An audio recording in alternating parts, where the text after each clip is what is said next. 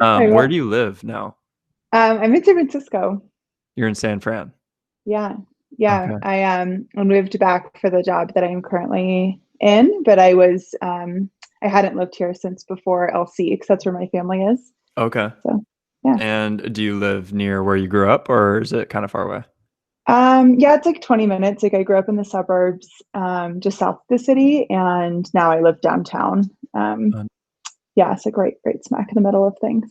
Awesome. How is it? Yeah, it's great. It's great. It's not forever. Living in the middle of the city is like, it has its pros and it's also like the middle of the city. Yeah. So it's great for now. And, there's typically, not COVID, but there's typically so much to do. And Right. I can walk to work, which is really nice. And lots of my friends live in the city. So yeah, we really like it for now. That's awesome. What are Yeah. you currently doing? I work for a company called Hinge Health. I'm on the executive team there, and I run the health coaching team. So what our company does is we have built a program for individuals with chronic pain. We help them deal with their chronic pain through conservative measures, so like exercise, education, and health coaching. Because most people don't need surgery or pain medication Hmm. for their chronic pain, but they don't know that, or they don't know that there's another option. So we provide that other option. And I oversee our health coaching department. Awesome. So you're like Yeah. you're like a coach now. Yeah, I Y- am. So you and I are basically the same. You're just a little We're bit more basically the important. same. No, we have different importance. Um, Yeah. does it feel like sports in a way? I mean, a lot of the leadership pieces I learned from sports. And from working closely with Julie, I like took her leadership class like my junior year or something like that. And yeah, like there's definitely a lot of things that I've learned. But I'm also yeah, I manage over 100 people, so it's a little Oh bit wow. bigger as well. Yeah, so it's like a Yeah. football team on steroids. Yeah. Yeah, Um, exactly. is there something that stood out from that class with Julie that you still apply today? Oh, that's a good question. I don't know. I think part of it is that like you have to learn how to be a leader and you have to put work into that. Like a lot of people have natural leadership abilities or they like Mhm. gravitate towards leadership, and so I like that part is more natural. I think that like you just kind of know where you fall in that, but the actual like leadership piece and knowing that you're leading well, because there's so many different paths you can take with leadership. And I'm sure we've all heard like horror stories of like leaders who haven't taken their teams down the right path or their companies down the right path. Right. So I think part of it is just that you have to work at it. And that's, with Julie's leadership class, like we read books and we had like tough discussions and did a lot of like what if scenarios, and it was all related to sports, but also now relates to business, which is really cool actually. That's awesome. Yeah. What was something that you loved about playing for Julie at Lewis and Clark, Coach Folks? Coach Folks, yeah. Gotta call her Coach Folks. Only when you graduate can you call her by her first name. Yeah. um, I mean, I don't know, like, oh, there's too much to actually say. Like she was Right. a really great role model.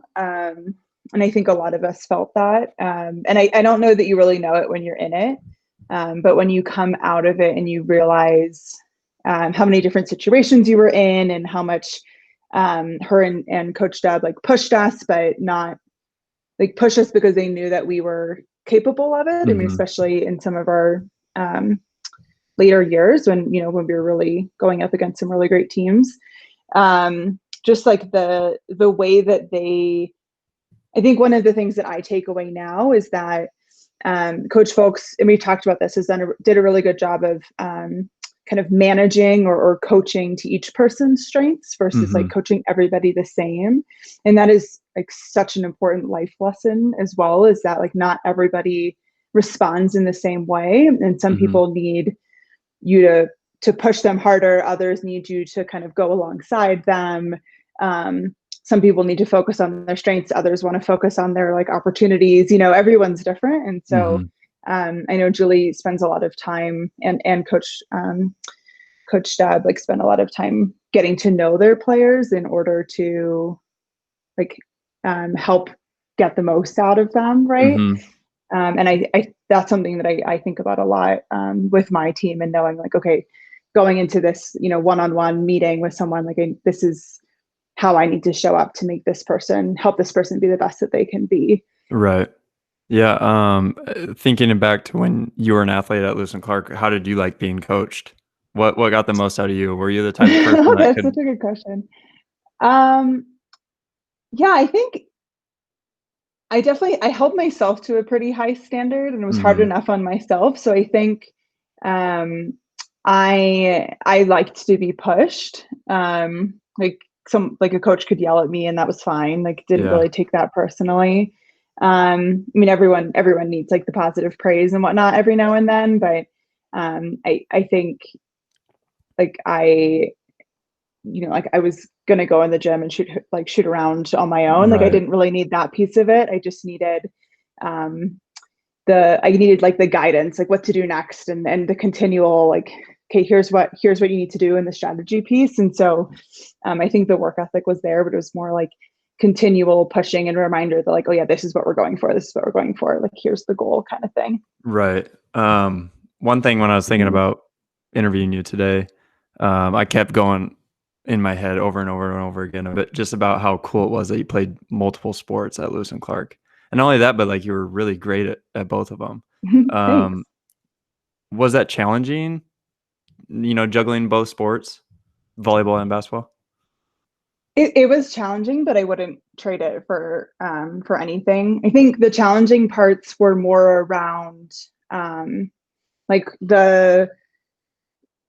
like outside of the sport piece. Like for example, like in the off season you get to know your teammates really well, and I Mhm. didn't have as much of that because I was in volleyball and then would transition to basketball later. And that's not to say I didn't have plenty of time, seasons are long, to get to know my teammates, but there's a little bit of a different dynamic there, I think, that that you just have to kind of put a little bit more effort into, like, to overcome, versus it being like, okay, we're spending all of our time together during preseason as well.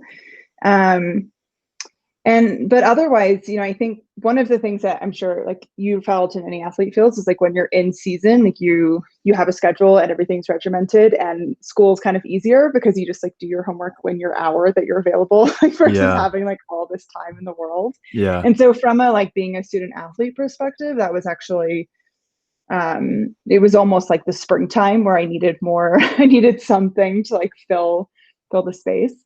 Right. But yeah, in terms of like, I wouldn't say it was challenging. I think one of one of the reasons that I went to Lewis and Clark, and one of my favorite things about going to Lewis and Clark, was that you can participate in so many things, and like you can be a multi-sport athlete, you can be a part of a club, you can Mhm. like sit in all these different committees, you can just do all of that, and they really encourage that. And that's one of the reasons I chose to go there versus a bigger school to play one sport. Gotcha. And if you were to play one sport, what Oh, that's a sport tough would it question. be? That's not fair. I don't think I can pick. I still can't pick. People have asked me Okay. that like my whole life. They're just so different, like Yeah. they're such different sports. And I still play both. Like I play a little bit more basketball. It's just easier to play. You only need, Because it's not your because it's my favorite. favorite. It's just there's more people playing Yeah. pickup basketball than there are volleyball. Gotcha. Yeah, hard one. That's a tough question. Toughest one of the night. Do you think you'll ever like get into coaching sports? I don't know. I dabbled in it a lot in like after I graduated, and like when I moved around to different the different cities that I've lived in. And I think like I could see like coaching like little kids or something like Mhm. that. But in terms of the like the what the ages that it starts to matter a little bit more. I hate to say that because it matters at every age, but Right. where it just gets a little bit more strenuous. I don't know that I would enjoy it as much. Like they always say there's like players and there's coaches, and like you kind of blend that when you're playing. But Mhm. I think that in my time trying to be a coach, I think I've realized like I just enjoy playing a lot more than I Right. enjoy coaching. Right. And I just get a lot more joy out of actually like doing it myself. Right. Gotcha. Yeah. I thought at one point I wanted to be a coach though. Like I went to Really? like a conference on like how to be a coach, and spent a lot of time like trying to figure out if that's what I wanted to do. And I think I've kind of decided that it's not. Gotcha. Yeah. What did you study at Lewis and Clark? I was kind of pre-med, so bio up until my senior year, first semester, and then I changed my major, which I don't recommend. A But little late in the game. little in the game. But that was like a really important point for me of just realizing that like you don't, and this is going to get meta, but like you if something doesn't fit, like you don't have to keep pushing it, you know, like Right. it's not where you want to go. Mm-hmm. And you know, I just didn't want to go into medicine. And I think like when you're whatever, like 18, 19, 20, you will only think there are so many jobs available in the world. Like you don't know of all these nuanced Right. careers. It's firefighter, Yeah. doctor, Doctor, professional lawyer, athlete. like yeah, professional athlete, play overseas, Yeah. coach, like, you know, you just, there's like buckets. Rapper, Yeah. chef. Yeah.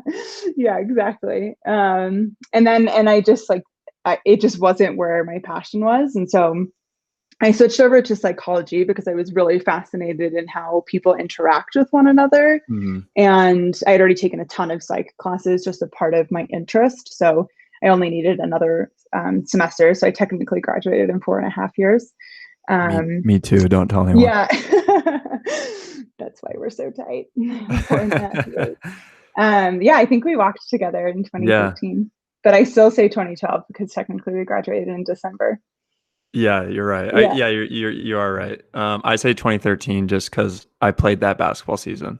Oh, yeah. Okay, nice. Yeah, so technically you were there, yeah, that year. It was weird. I was like on campus and I had one class, and I think I had one class the last semester. Yeah, and so basically I felt like a pro athlete because I like 3 days of the week I had nothing, and 2 Yeah, days of the week I had this class for like an hour. yeah, It was I love it. strange. I love it. What was your favorite memory at Lewis and Clark, athletically? And I'd love if you could to maybe pick one volleyball and one basketball. Ooh, okay. For basketball, it was the first year we made the tournament, and we were sitting in the media room, which I don't know where that is now, but it was like, you know, by the swimming pool, like that room. Is it still the media room? Which, Like when you upstairs upstairs, yeah. by the gym? Yeah. Yeah. Yeah, so we were sitting in there and we were all like, you know, we didn't know if we were going to get picked, and then like our name was on the screen, and it was just like so much joy and effort that went into that. And to just know that like we were getting that opportunity. It was just so cool. It was like such a like a movie moment, you know, where like you just have all of your teammates around you, and you just had an epic season. What And year yeah, was so that for you? that was my junior year. Your junior year, okay. Yeah, Was everyone just screaming and jumping up and screaming, down? like, yeah, jumping them down. And it took, I don't even remember, like, but I remember we weren't, it was like a little ways in, right? So you just Mhm. kind of like keep seeing it's not you. And you're like, okay, like, don't, you know, can't get disappointed. Like there's still so many picks left. Yeah, I don't remember which bracket we were in. I don't have a great memory for those specifics, but like Yeah. I do remember that moment. We're all just screaming, everyone's hugging. Oh, it That's was so good. amazing. Yeah. And then for volleyball, I think like full throwback, like back to my freshman year. We were up at Puget Sound. I want to say it was at Puget Sound, and we had just, it was the game to make the playoffs. Okay. And the team hadn't made the playoffs in, I don't know, many years. And so it was like a really it was just a really exciting moment to like start the next however many years that like LC volleyball has been doing quite well, right? I know that they continue to do well, and so that was just a really exciting, like, you know, we like Lou had gotten injured like the year before, and you know, the team was kind of like Kat had been injured, like the team was kind of like, we had the pieces, but like the pieces hadn't been in existence for very long. Right. You know, Gail was in her first year as a coach. Sarah had transferred in as a junior. So we just had like, we had some pieces, but we hadn't been playing together for very long. So it was like it was really exciting. And like, that was the same kind of feeling, like we were on the bus afterwards, like just exploding with joy and excitement. Right. And like those sort of team moments, like you can't really explain to someone who hasn't had it. Right. Yeah, so I think those are my two like standout, at least like in this moment, memories. Yeah, those are Yeah, awesome. One thing I always think about when I'm like thinking back to college memories is a lot of my memories are just like not really related to being on the court or anything. It's like more just like being around the guys or being around, you know, just yeah, like memories with the team, like on the bus, going to the Wits, or like yeah. it's funny how in the moment, like the only thing that seems to matter is the scoreboard. Mm-hmm. But then like years removed, it's like those relationships are like, and it sounds cliche, but those are like the important things.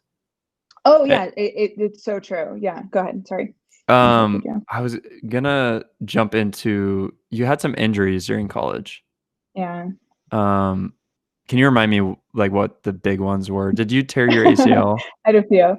So I tore my ACL my sophomore year basketball, Right. um, and had a few concussions. Okay. And then my senior year tore my MCL Wow. in practice and was out for I don't know how many weeks, maybe 4 weeks. Right in the like it was like middle of the season, like February, Right. like right in that push.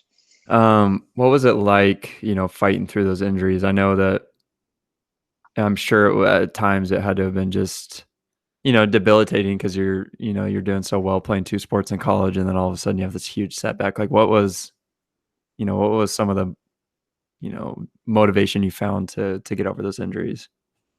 Yeah. Yeah. I think as an athlete, it feels heartbreaking, you know, like Mhm. you spent all that time and effort working, like, like this is your life, right? Like this is like what you live and breathe. And so I remember really feeling that. I mean, especially the ACL, like I for whatever reason, I've always had little injuries here and there. And so, you know, that had always been a part of my sports career, but in terms of like the ACL, which was up at Whitman, like that was pretty devastating. And ACLs, you Mhm. know, you're out for the whole season, Right. or the rest of you know the next Was that basketball or six months. volleyball? That was basketball. Basketball. And so I was out the rest of the season. It was my sophomore year, and fighting like with everything I had to get back for volleyball. So it was like almost 6 months to the day that Oh, I had wow. surgery from volleyball season.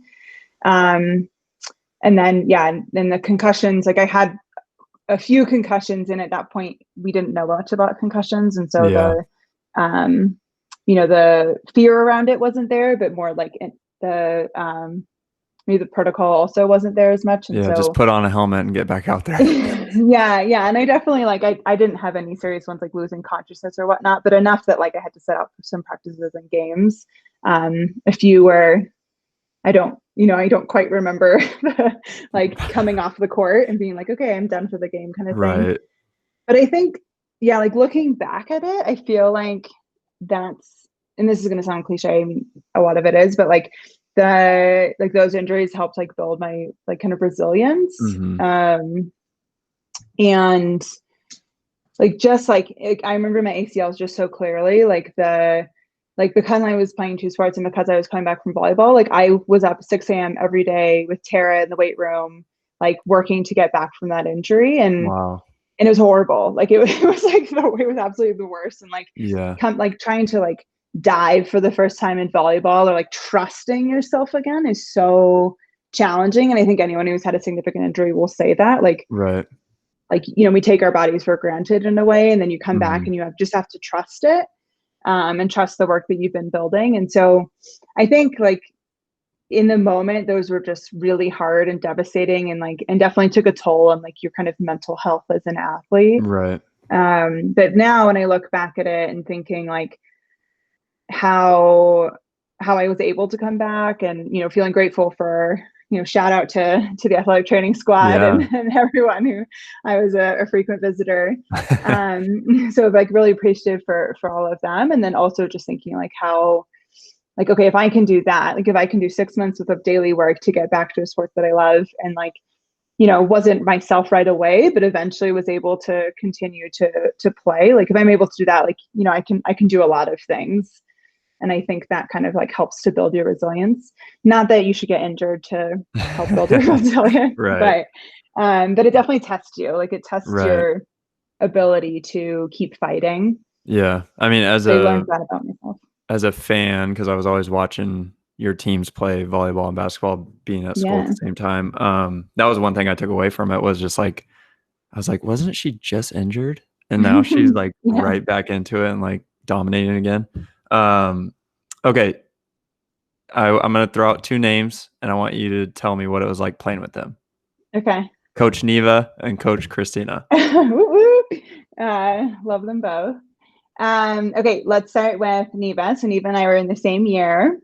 And I'm trying, like, I'm not going to do the like words to describe, because like I won't be able to like Are you going to get emotional? Are you going to perfect cry? words. I'm not going to cry, but I think like one of the things about Neva is she's a fantastic teammate, like hands down an incredible teammate. And she, whether she was on the court or off the court, or was practice or was a game, like Neva was so supportive of whoever was in the moment, right? Or whatever was going on. She was always one of the first to kind of like, whether it was a positive moment or a challenging moment. We were doing this like there's this drill that Coach Deb loves called Laker drill, and it was just, sometimes it was just like absolutely horrible. We'd be doing that drill for like an hour. It was like the death of you. And Neva was always the person who would continually be like, we got this, come on team, like we got this, like calling you out by name. And she's just such a good teammate. Yeah. And I think being, like going through the years with her, and then especially our junior and senior year, like not only she's a phenomenal athlete and she had some like incredible moments like during games, but then also just like being like, oh, Neva's like always got your back, like Neva's right there with you. Like that's such a powerful thing to have on a team, right? So awesome. I think she's awesome, and like I want to speak more to that than I do to just her athletic ability, but that also is just outstanding. And like she's such a power post player, and then also can like shoot the 3, nail it in like the most clutch of moments. Yeah, just incredible. Yeah. And then Christina, she's dominant just on the court, and also she's one of those people that like really leads by example and leads by doing. And so when you're on the court with her and you see her like busting her butt to whatever it is, practice or a game, usually her like trying new things that she like was trying in practice and she tries it in a game, and you're like, oh damn, okay, oops, sorry, I swear. Like she can like, okay, like let me step it up too, and she was just such a presence on the court. And like Christina was quiet in the early years, and I don't know if she's still quiet as a coach, but like she didn't need that like loudness to have a presence, right? She really had it with her work ethic and her skill. And so yeah, I mean, with both Neva and Christina, like we just shared so many amazing moments like on the basketball court together, that I feel like that really, like you can't replace those, and you can't make those up, She still dominates our 6 a.m. staff game. Oh yeah, she's you guys like have a 6 a.m. staff game? That's incredible. Well, yeah, we did, before COVID. Oh yeah, but she's like the number one still pick. Still. Yeah, she should be. Okay, last question. You can pick to answer either one of these. I'll throw both out. Okay. Either, what is one piece of advice you would give to a current LC hooper? Okay. Or is there anything that you wish you would have taken advantage of as a Pio that you didn't? Ooh, okay. And I'll let you think. And my answer to the second one was, I wish I would have gone to the career center more often or ever. Okay. Ever. Um, can I answer both? Because they're just Yeah, both good questions. of Okay, course. so the second one, like what I wish I would have done more of. This isn't Yeah. really as an athlete, it's just as a PIO, but I didn't ask a lot of questions Okay. in school. So like I was always like more confident in sports than I was in school. Hmm. And like kind of my whole life. And so in the classroom, I was really shy and I didn't ask a lot of questions. And I think, but I was really comfortable asking questions in sports. And so I think like now when I think about it, like I've kind of overcome that fear of not knowing. Like I work in an industry where you have to experiment, you have to try new things. Like you can't really have you need to kind of get over your fear of failure. Hmm. Like you kind of intentionally fail in order to learn. And so I wish that I had like kind of trusted my professors to not like make fun of me or like second Right. guess me if I ask questions, right? Because that's what they're there for. And so I think I could have taken advantage of my professors more and like how much knowledge they probably would have shared with me if I had asked for help or asked questions. Right. And I think at a small school, especially, like that's why a lot of people go to a small school. And I really got the sports side of that, but not necessarily the schooling side because of my own like shyness in that Hmm. way. So go to your teacher's office hours. That's Okay. my I like that's my that. recommendation. I ditto Uh, that. yeah, and then I think yeah, my general advice is like kind of two pieces. Like one, get involved. Like you're at a small school. There are so many ways to get involved inside of sports and out. Like for myself, like I loved being part of the student athletic advisory committee. Like you meet students from out, you were a part of that, weren't you? No, but let's No, just I say thought I you was. were. Okay, you No, were. yeah, I was. I And was. but you got to meet like athletes from other schools and come up with like share ideas of how you can engage not only this athletic community but also the other half of the school, Yeah. who maybe aren't athletes. Like Coach Folks was really good at if you wanted to be in leadership positions, like helping you get connected. And so I really enjoyed like volunteering for, I don't know, whatever event to just talk to people and get to know people and hear what was going on in other aspects of the organization that is Lewis and Clark. Hmm. And so I think, when I talk to some of my friends now who went to like UCs, which are just much larger schools, like they have maybe one thing that they got involved in, whereas I feel like I had the opportunity to get involved in so much. Right. So yeah, so I really, I think that really translates over to like all the skills you learn in sports and in school, but then also just being a part of other, whatever it is, like whether it's Yeah. music or art or committees, or I don't know, whatever Hmm. interests people. Um, that like getting to know people who are different than you and getting to know how different organizations run and work, like that can really help you outside of school just as much as like the learning from your books or your classrooms Yeah, can. for sure. I love that. And I ditto you, go to the career center. They're there to help. Like Yes. they're so helpful. Yes, So I should have been in there way more, working on my yeah. resume, getting jobs. Yeah. Bone or trail room? I loved the bun. I Me was like one of the too. few athletes. Yeah, I loved the bun. Like what did you love about the bun? I want to tell you what I loved, but I want to hear Okay, what you I loved. know exactly what I love, and my team makes fun of me today about it because I eat there still today a lot. Hmm. Um, I love that it's all you can eat. I Yeah. love that they do my dishes for me. I love I love that they have a salad bar every day.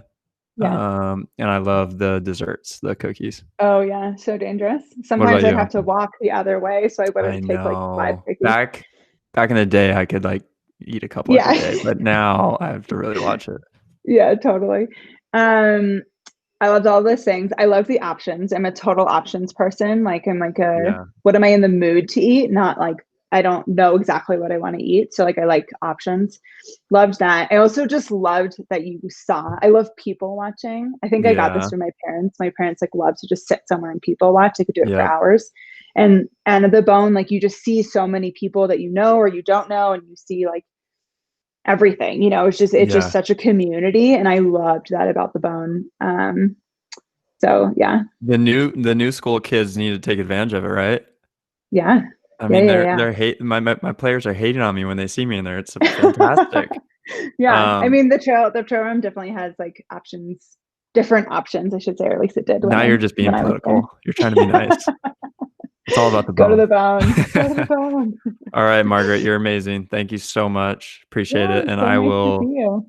I will talk to you soon.